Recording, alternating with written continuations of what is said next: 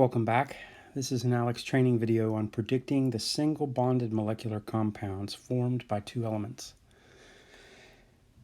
Metals with nonmetals form ionic bonds. So if you have a metal that turns into a positive cation and a nonmetal that turns into an anion, negative, they stick together like socks in the dryer. They do not use the subscripts di and tri and penta. And they do not form molecular bonds. They form ionic bonds. If you have nonmetals with nonmetals, they will form molecular bonds. They share electrons. They don't steal them. They don't become ions. And they share their valence electrons. When you have them, their names have to have the Greek prefixes. All right, so we're going to look for nonmetals with nonmetals, and if so, they're going to form a molecular compound, write down the chemical formula of that molecular compound and its name. Okay, so the first one I have here is magnesium and fluorine. Magnesium is in group 2, that's a metal. Fluorine is in group 7, that's a nonmetal. So it does not form a pair that will form a molecular compound, so therefore you do not write a chemical formula or a name. So the first one, there's nothing. Nitrogen and iodine are both nonmetals, so they will form a molecular compound. So nitrogen is in group 5, and iodine is in group 7, but that only works whenever you have ions. To think of it as positives and negatives, it doesn't work anymore. So you can't think of them in terms of negatives or positives because they're sharing. So you have to now think, okay, what would be the center atom? Is a nitrogen and 2 iodines going to attach to a third iodine? Or would it be more logical to put the nitrogen in the middle and have 3 iodines hold on to the nitrogen?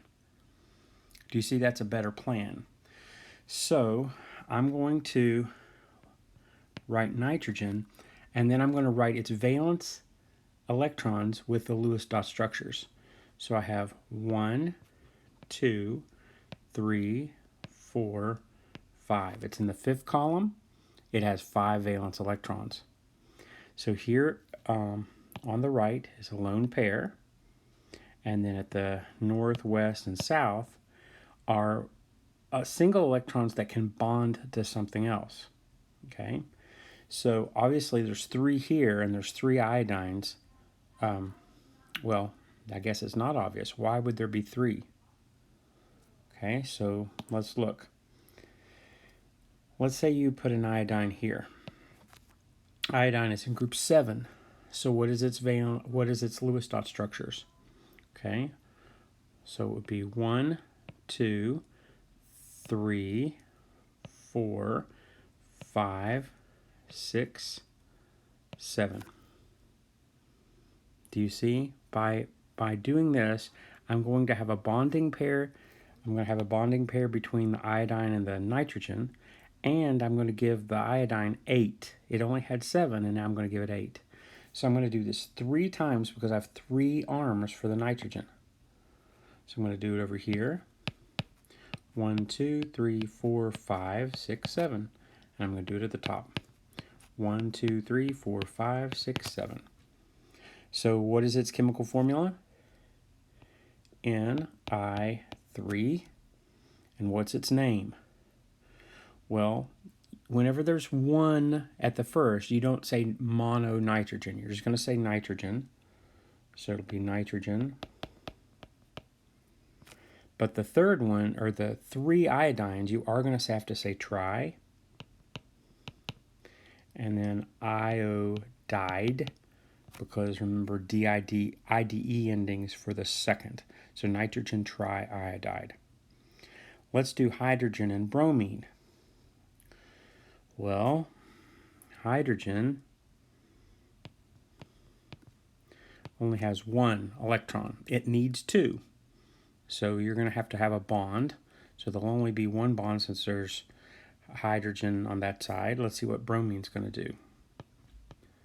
Bromine is in group 7, so there's 7 of them. 1, 2, 3, 4, 5, 6, 7. So I only need one hydrogen and one bromine because here is a bonding pair. So it's the 2 counting for the hydrogen, and it's 2 counting for the bromine. And so I have 1, 2, 3, 4, 5, 6, 7, 8. So bromine has an octet, hydrogen has an octet. And so this will be the answer. So this is going to also form a pair, a molecular compound, because hydrogen is a nonmetal, even though it's in group 1. Bromine is a nonmetal, so it's a nonmetal with nonmetal. That's molecular. Its chemical formula is HBr, and you would name it hydrogen bromide. I think this may be a tricky one for you. I'll try to help you in class all I can. Just do it again and again and again, and you'll eventually get great at it.